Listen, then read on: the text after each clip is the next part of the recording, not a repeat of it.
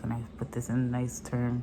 I'm not saying to make them, nope, cut. Don't use that part. Okay.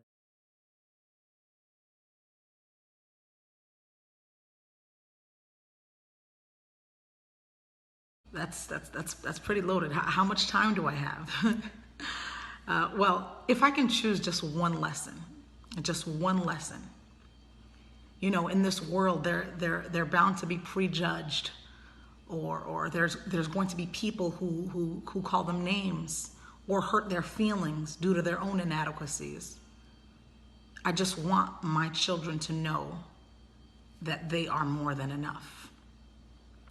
Daily, they're going to be faced with giants or bullies, if you will, whether it be at school during their childhood, or maybe a boss or even a spouse in adulthood. It can be a stranger that belittles them, or someone even closer to home, such as a family member or a teacher, that lets them know, that tells them that they are less than, that they'll never amount to anything, or that they're not pretty enough, or that they're not handsome enough, that they're not bright enough, that they're not talented enough. So no matter how much I try to pour into them, they're going to hear negativity around them. It's inevitable. And I can try to protect them, but this is just what they're going to be faced with. I don't ever want my children to feel less than. I don't ever want them to doubt for a second that they are amazing, that they're fearfully and wonderfully made, and that they're more than enough. So, among many, that's one of the lessons that I want to leave with my children. You're more than enough. I think every parent just wants their kid to know how incredibly capable they are. Like, especially in today's climate. Because I think this world, or your world, is a direct reflection of your impact upon it. Like, I understand that I wouldn't be the man that I am today without those that have helped influence me. For example, my cousin is one of the most generous people I've ever met.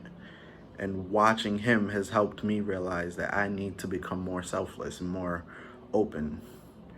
So just imagine that on a much grander scale. I recognize change is incredibly hard to come by. And most of us diminish our potential for it as a result. But I hope my kids realize how powerful they are. And they don't fall into the trap that most others do, which is ignoring it or diluting it at the request of others. But one day they'll reach a point where hopefully they understand that maybe the reason that something hasn't happened yet is because they're the ones that need to make it happen. And when that day comes, their impact on the world will be immeasurable. Alright, so if my child forgot everything and needed to retain one thing, the one most important thing I need my child to understand and to live as, with the knowledge of, I guess, is of being a human being. It's the most important thing any person can do and live as, because we are all people, we are all human, and that's the one thing that connects all people together through cultures and other decisions and stuff like that. Like, I mean, I get it. When you go through life and you make decisions, you become defined by your decisions. So a person can become a murderer, a person can become a teacher, a person can become a cop. But we as people shouldn't let these titles define us, because if we do, we end up in the world that we're in today, which is up. So, my personal beliefs, I would want to change the world for the better. And I personally believe that the way to do that is by remembering we're all people and we all have feelings.